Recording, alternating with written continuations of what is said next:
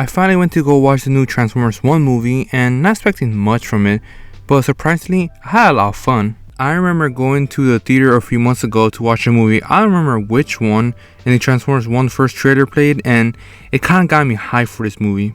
Like, can you blame me? Look at the trailer. Access your full potential.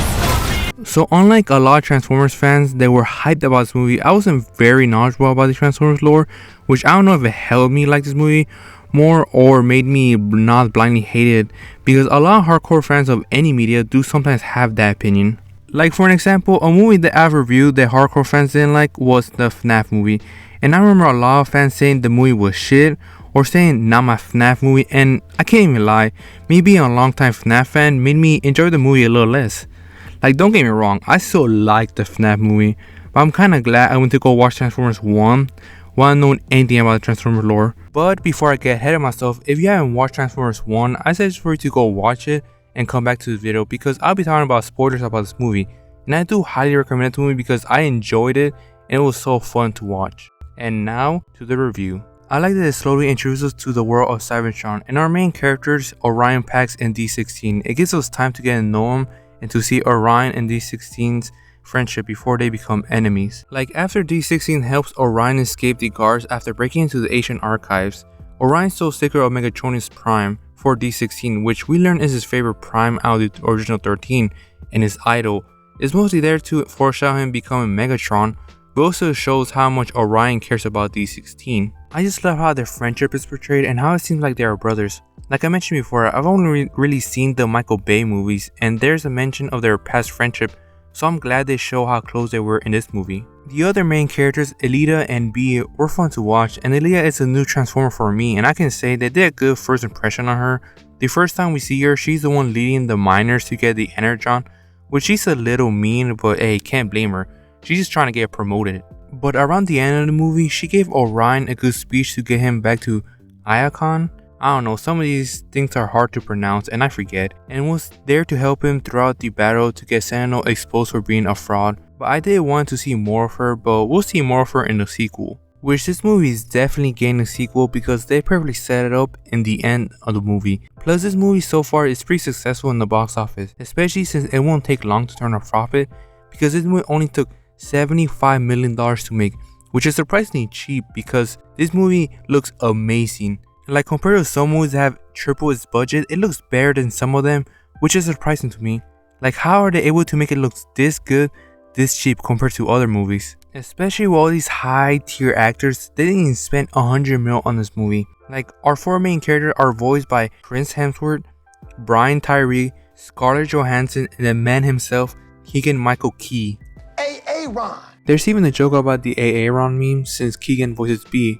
When Orion and D16 meet B for the first time, he introduces them to his trash bots friends, and one of the trash bots is named similar to Aaron, which I forgot the name specifically, but it was so funny, it had me like.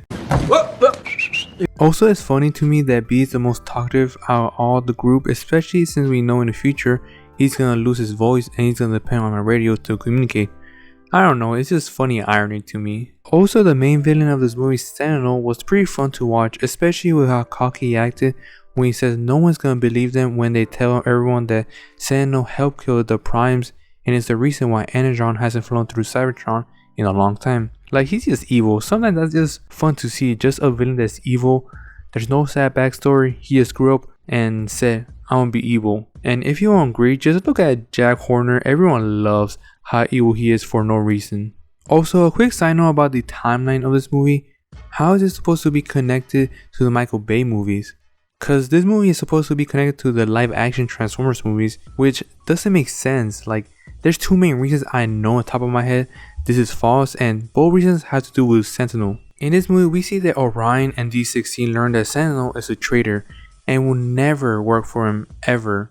And in Transformers 3, both of them work with Sentinel, and especially Megatron. He will never get caught working with Sentinel ever, seeing that he killed his idol in this movie. And reason number 2, we see in the end of the movie Megatron kills Sentinel, which wouldn't make sense if we were trying to connect this movie to the live action movies, since he shows up in Transformers 3. See, I just proved that this movie is not connected to the live action ones. I don't even know what they're trying to do, be the X-Men Fox universe? But turning back to a positive note, the movie has great balance between funny and serious moments. Like in the end of the movie, when D-16 accidentally shoots Orion and almost kills him, he's holding on to him from the edge, and before letting go, he says, "I'm done saving you," and lets him go. It's just a powerful scene, especially when D-16's eyes turn from yellow to red, signifying that he's no longer D-16 and has now turned into Megatron and kills Sentinel. And the next scene where they show him plugging out the cog of Sentinel, which Sentinel previously stated that it was the cog of Megatronus, perfectly aligns with Orion being claimed worthy to wield the Matrix of leadership, and Primus putting the Matrix in Orion transform him into Optimus Prime. I can't show the scene because the movie is still only in theaters, but the scene showing both D-16 becoming Megatron and Orion becoming Optimus Prime at the same time is such an amazing scene. Especially following that scene, we see the fight scene between Optimus and Megatron, which is amazing to see these two powerful leaders fighting it out and seeing Optimus pull out his axe and defeating Megatron and show him mercy and explain how not only did he betray Cybertron, but also he betrayed him. He then looks at Megatron and tells him to leave with the High Guards, and before Megatron leaves, he looks at Optimus and says one final thing to him: "This isn't over, Prime."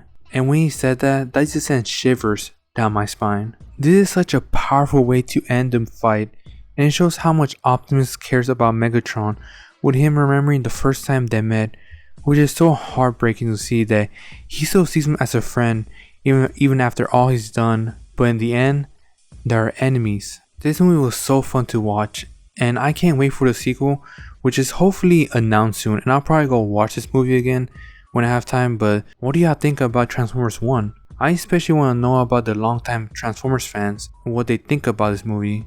Leave a comment below telling me how much you agree or how much you want to punch me for thinking this movie is good. So I'm going to share my score on this movie, and I believe this movie is a solid 8 out of 10 because this movie is so fun to watch and it fits a lot in such a short amount of time, which made me leave the theater wanting more. So I'm going to end the video here, but like I said before, I would like to hear your opinions about this movie, so leave a comment below and I'll see y'all in the next video, and have a wonderful day.